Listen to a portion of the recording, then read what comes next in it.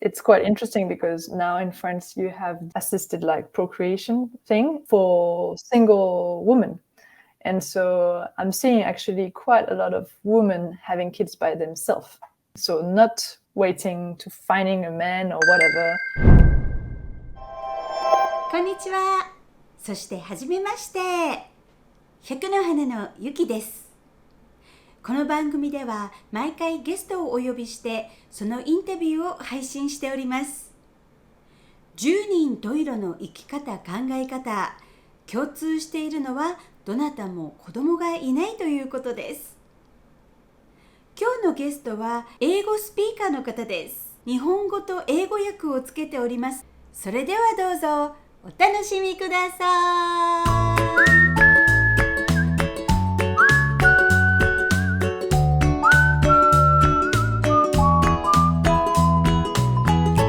Hi, Jasmine. Hi, Yuki. How are you? Yeah, good, Yes. good. You look fresh. You just Do coming I? out. Because I just woke up, so it's not. Yep. How old are you? I'm 31. Where do you live? Currently, I live in Copenhagen, but I'm French and I'm designer for a living. Great.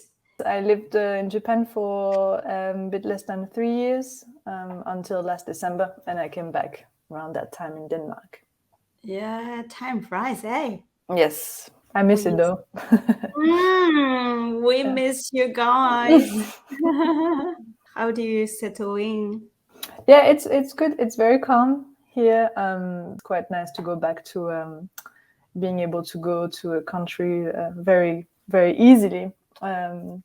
Even yesterday, I went to Malmö in Sweden. From Copenhagen is just like going to the city. It's very, very close. So I had missed this kind of closeness to Europe.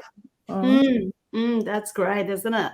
How about people wearing masks? No, Denmark was one of the first countries just removing everything. So February or March, there was no tests for young people. There were no masks. Now it's just considered like a normal flu, so people can sort of cope with it. Yeah, but still in Europe, like for example in Spain and Italy, you still have to wear the mask in transportation, and I think now in France there's nothing anymore as well. So wow, yeah. That's very What about different. Japan? It's still still yeah. masks, right?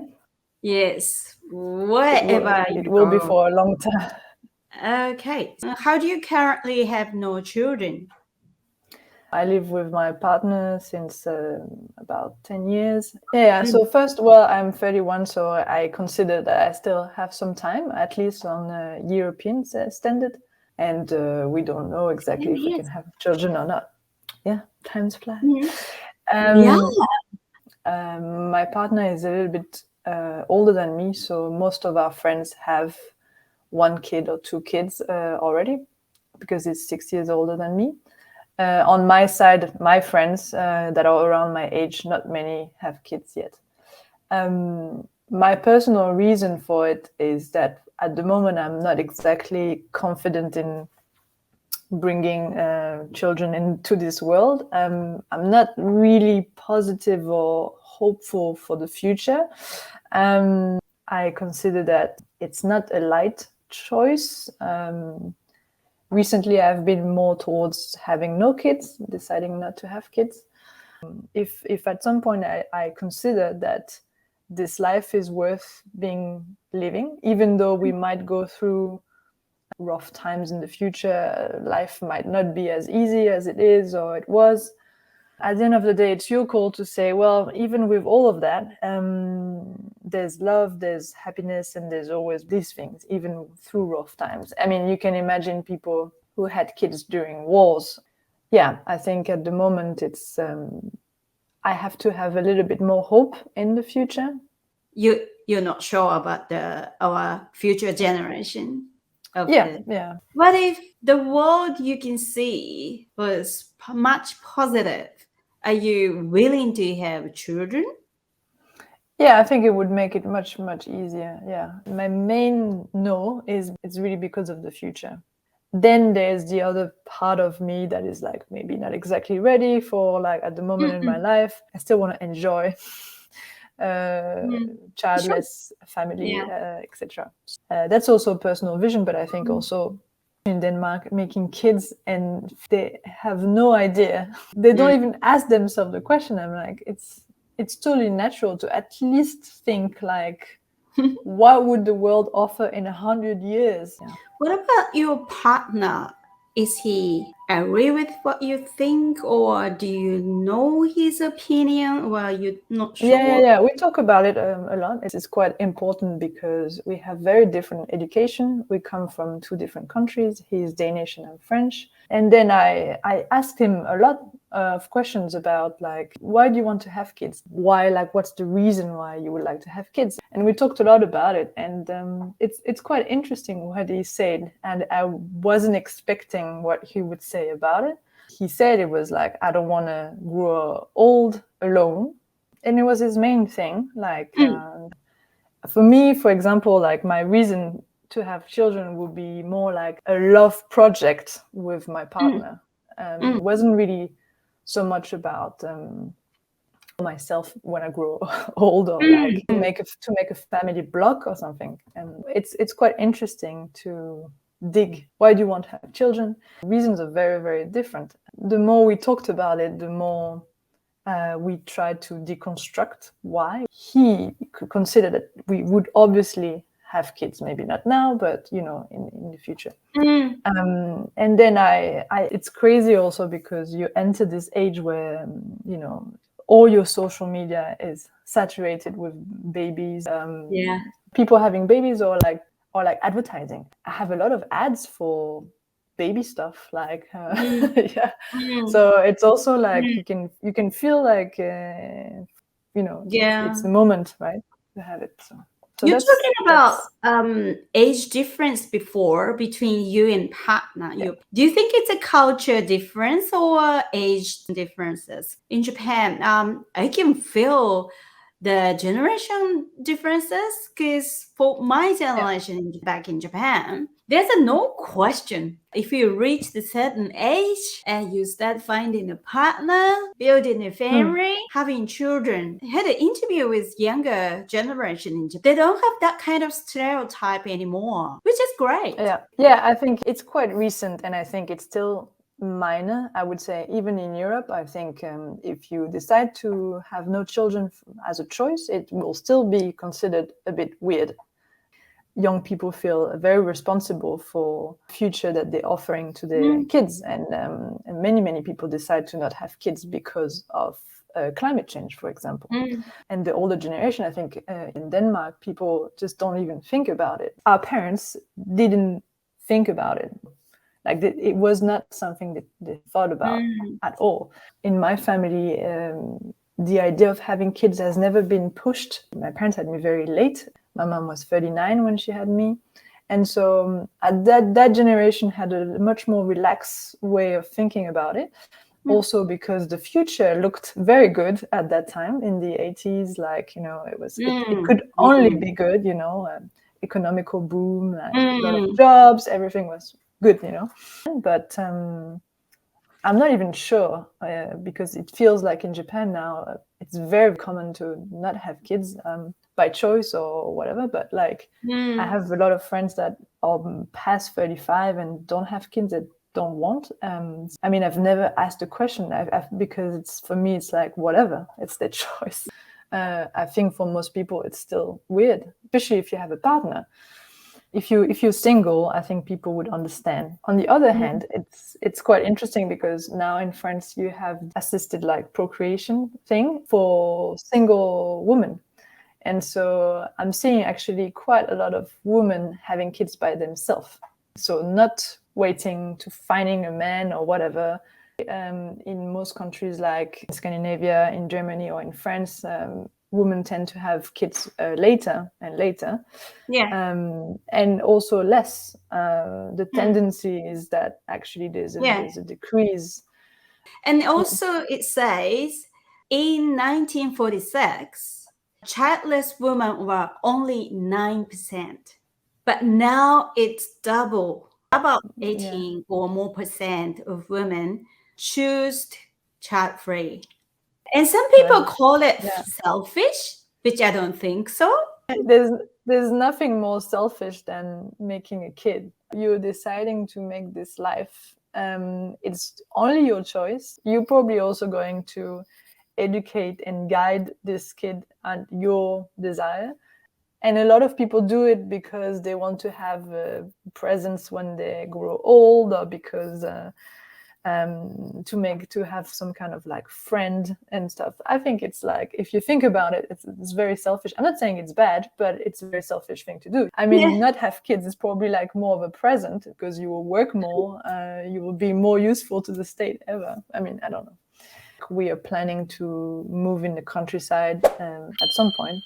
And we know that like having kids, it's a massive advantage, because you would put them in school, you would meet the community that way, etc., etc. So kids are a massive social link. So it's I would say it's both. It's really like a lot of comfortable advantage to have such a freedom to do whatever you want to do, and in the same time, like at some point, it's a social disadvantage, because people usually take that path, and unless you have a group of friends that don't have kids, which can be, then like you will be excluded at some point. People more tend to do activities among the family as family oriented, not social, during after socialized COVID, right? much anymore. As I was saying, like in Denmark, it's your way of living, and it becomes more family centered than friend centered. Like I noticed that in Denmark, it's still very gendered. Like it's a bit like actually in Asia, because you have like a lot of group of girls and a lot of group of men together. Right? It's not really mixing that much, especially like the guys tend to have the group of friends from high school, men, and then like the girls, like a group of girlfriends from high school. Interesting. And then once you have a child, well, you have the practical thing of someone has to keep the baby. So the men tend to then like meet all together again, and the woman would keep the child. Or the contrary, like women will go and the men will keep the child. So it also reinforced this kind of gender thing. Oh, interesting. Okay, so tell me, what do you spend your spare time? We're designers, so usually we also like doing some art, but we also love walking. So we do a lot of walks and hikes and camping, but also like meet friends for drinks if possible, have dinners and like social life. And then I'm hoping in the future that I will have my life much more in nature than I have now. Hopefully in the future. What is your definition of happiness or fulfillment? Yeah, heavy question. This is the big question. This is the big question. Yeah, I don't have that answer yet, of course. I think everybody always look for it all their life. Everyday fulfillment, being able to wake up in the morning and feel like you're at the right place and you don't feel trapped. Yeah, and I think for us, it's about changing our life completely, and it's just a slow process, as you know. Yes, I know that feeling. Yes, we are also travelers. So at the moment, that's what I feel like. I need to experience that to see if I can reach more happiness than now. But I'm not saying I'm obviously I'm extremely privileged human being. Like I don't have anything to worry about. Moving place by place, it's really exciting. But at the same time, when you move the country, you miss the routine. Yes, and once you keep the routine, you want it to change, go out of the roof. Yeah, totally. I love this feeling of like when you arrive in a new country and it's uncomfortable. You don't know what's going to happen. It's scary, and it's but it's also like a reset. You all by yourself, and like you have to build it all. But it's more and more difficult to do. As you get older, it's more difficult to make friends. And so at some point, I think in your life, you tend to go back to what's the essential things in your life. You know, I still love meeting new people and stuff. I have many friends, almost too many to keep contact with everybody. And now we have friends everywhere in the world, and it can be tricky to keep the contact with people, even people that we were very close to. But somehow I know that they are still friends, they are still close. It's just that I don't talk to them every day. But yeah, it can also be weird. We've never had like a strong place, you know, people who, for example, never left Paris ever.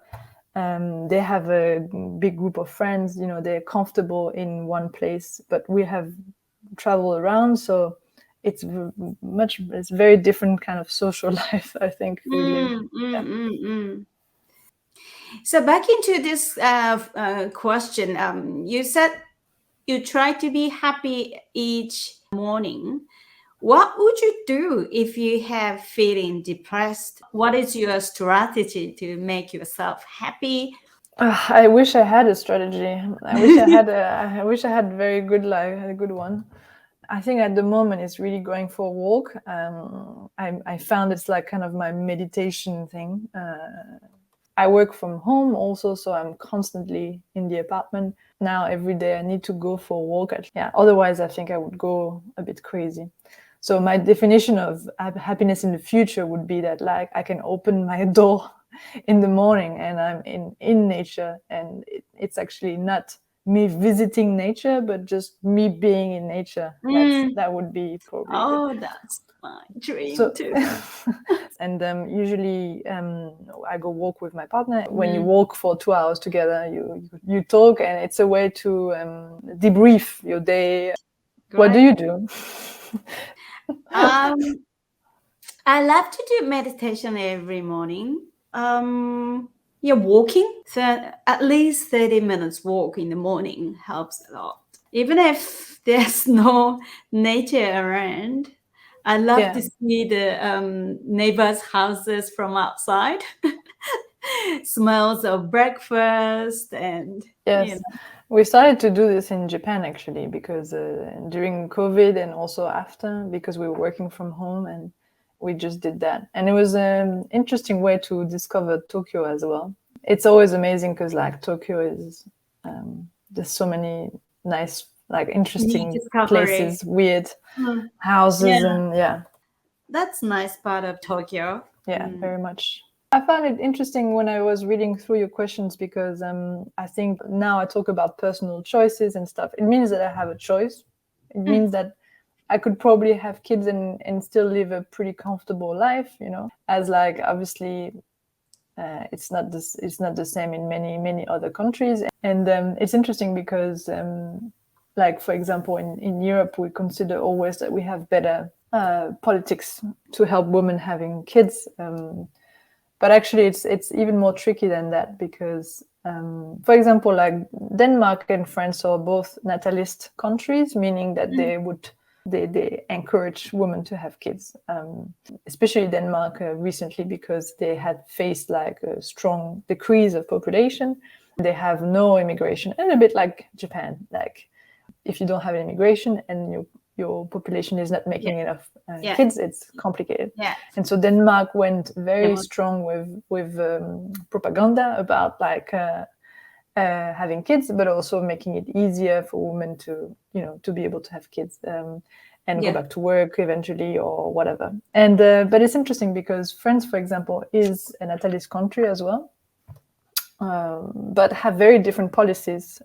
When you're a country like this, you usually implement policies to make it easier to have a child, but this doesn't mean push for like equality of genders, for example. So to give you a very concrete example, in France, like if you have kids, you have money compensation. So the more you have kids, the more you have money help.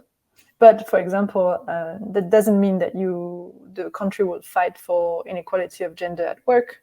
They would make it specifically easy for women to go back to work, And in a very concrete example, there's massive shortage of schools or preschool, like kindergarten. So in a way, it's actually pushed the inequalities of gender by doing this, even though it's a pro-child state. So I think it's quite interesting to see that natalist countries doesn't always mean, woman fulfillment in life, like the fulfillment of women in life. It's very interesting. We have like completely different problems. In Japan, facing that, like, as either you have to make it easier. Yeah, we have kind of like new initiative campaign. They try people to go home earlier, spend the time with their family, spouse, but it still doesn't get a good result. Yeah. Like you said, the best thing for them to do is to provide nice childcare systems. Yeah, and I think for example, like that's also one of the major difference in France and Denmark. Denmark has decided in terms of culture that work is not the most important thing, that family is, which probably is devastating for people that are single, people who don't want to have kids and stuff like that. I mean, it's very weird in Denmark if you decide to have another kind of life, right? What basically happens now in the modern world is that you have some kind of benefits. You can probably manage to have both a work and kids, but ultimately probably one of the person in the couple will have to make arrangement, usually a woman, which means that you never go back to work with the same career opportunities that the men, that's for sure. And then at the end of the day, you also end up doing either a very successful career plus having like to raise kids. And usually you have this exhausted moms and in France is really this kind of a very normal thing that as a woman you have to do everything perfectly. Yes. And also because yet still your partner doesn't always take as much responsibility as you do, and that's another problem, which is like gender equality. That's also a thing. In Japan you still have to make a choice, also because men just don't have the same paternity leave and all of that. It's little by little I feel changed. Of course. Back in 20 years ago in Germany, I was surprised that many young men looking after children in the park, middle of the day. I was like, wow, I never seen that kind of picture in Japan. But coming back to Japan, watching young couples, I saw a lot of young men looking after their children. That's really good change. It seems like there's quite a lot of the new generation who might take another path in life in Japan, encouraged. Yeah. I think in Europe, COVID was also a big a push for people to change their life. In 10 years' time, I look forward to watch what we are talking. The world will change in 10 years' time. I guess there's not so many boundaries anymore. It's like a living in trade. You don't feel own children. I give a birth. You guys looking after our children. Yeah. It was not belonging to a family. Yeah, I think we need a little bit of time until that, though. Yeah. I think for me, one thing I haven't really talked about, but like I'm quite attracted by adoption more than actually conceiving my own child. When I said I don't have children, the next question from people is that why don't you adopt the child? Why are you obsessed? It's very hard. It's very hard and expensive. Really hard. It is really small chance. Talking, I think, before about maybe new questions as well, but what does it mean to be mother? Being a mother, does it mean that it has to be your own blood, and you can care for children in another way? And that's what you're saying with like the caring of other children. Could see myself like in a way like either adopting or also maybe fostering as more of a kids of complicated situations and they need a safe place to be, or I don't know.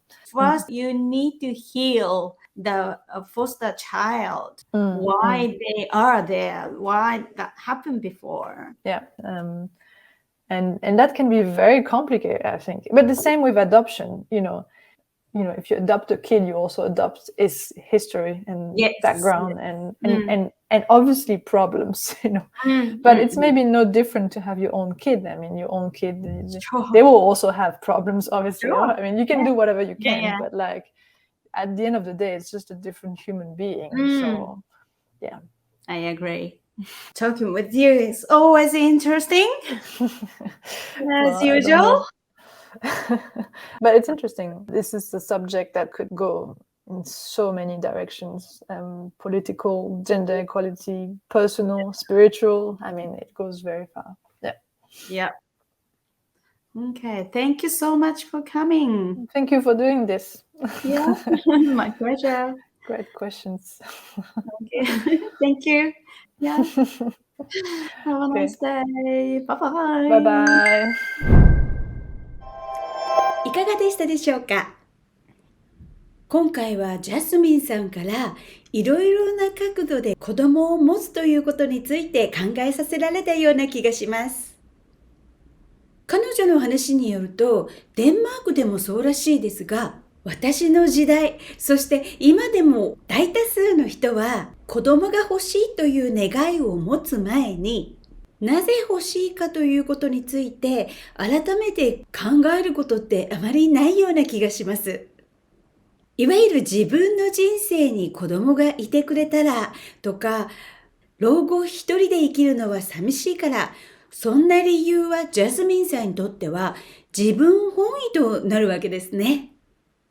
もっと言うと、子供を持つということ自体、子供を育てるにあたって、大体の親は自分の考えをベースに育てるので、いわゆる自分の考えのミニミーをこの世に作るわけで、それ自体が自分本位ではないかとジャスミンさんはおっしゃってました。もちろんそれはね、一つの目から見た子育てという意味で、その一方で子供を社会に送り込むということ、それ自体がもうすでに社会貢献の大きな偉業とも言えるんですけれどもね。そしてジャスミンさんは国や世界事情にも視野を向けていました。自分の親の時代、70年代や80年代は経済的にも地球の環境にもまだまだ良かったと。でも今の世界を見ていて、ジャスミンさんは希望を持てないとおっしゃってました。そんな世界に子供を送り出していいものなのか。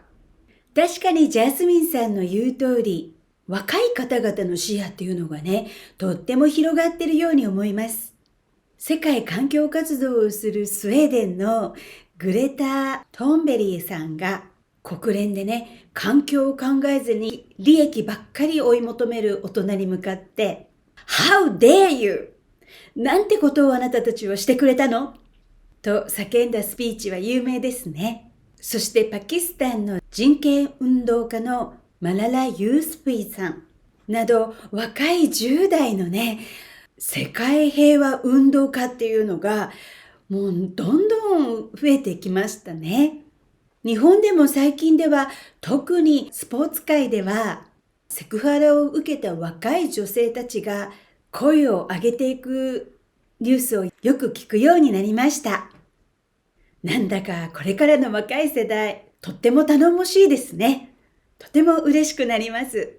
努力や我慢だけが美徳だった昭和の時代から自由の権利、本来の自分に戻る、ありのままに生きるという時代にね、だんだん移行してきたように私は感じます。ジャスミンさん、フランスで問題になっていること、これは社会的にもあらゆる先進国で同じことが起きていると思うんですが、共働きで子供を育てる場合、犠牲になるのは多くは女性で、キャリアを中断せざるを得なかったり、それでも家事、育児、仕事、子供の学校へのサポートと、子供にいい教育を受けさせるために日々働き、もう疲れ果ててるわって言ってましたね。これね、私個人的に付け加えたかったのが、日本のシングルマザーの方々、この方々もね、本当に私はね、日本の行政がもっともっとこのシングルマザーへの手当というものを欧米のようにね、するべきだと感じております。彼女たちは未来の日本を作っていく子どもたちを一人で育ててるわけですからね。それでも最近は日本でも若いカップルで父親も率先して家事や子育てを協力的にやっているのを見かけたりするようになって微笑ましく見ております。私の働いていたインターでも若いお父さんがね、送り迎えをしている様子を見ると微笑ましく見ていたものでした。嬉しい限りです。自分の子供を産むよりもむしろ里親になったり養子を持つことの方が興味があるっておっしゃっていたジャスミンさん。それは親や愛が必要な子供がまだまだいっぱいいるからと。それでもそこにもいっぱい課題はあり、里親になる前にどうしたらそんな子供たちを癒せるのかっていうことが先ね、なんておっしゃってました。ジャスミンの花の効能。それはストレスを和らげるというもの。これ科学的にも証明されているようですね。そういえばジャスミンさんが日本の企業に勤めていた時に、彼女はね、残業しない宣言っていうのをしたそうなんです。そしてそれをすることによって、その残業しなければ日々の業務が終えられないということは、従業員に問題があるのではなくて、時間に対しての業務の量っていう計算ができない会社の管理に問題あると主張して見事に制度が変わったっておっしゃってました。ジャスミンさんのこんな行動を真似て少しでもストレスフリーな社会を目指していきたいなって思いました。それではご視聴ありがとうございます。いいね、チャンネル登録、コメントもとても励みになります。よろしくお願いします。それでは今日はこの辺で。Bye everyone!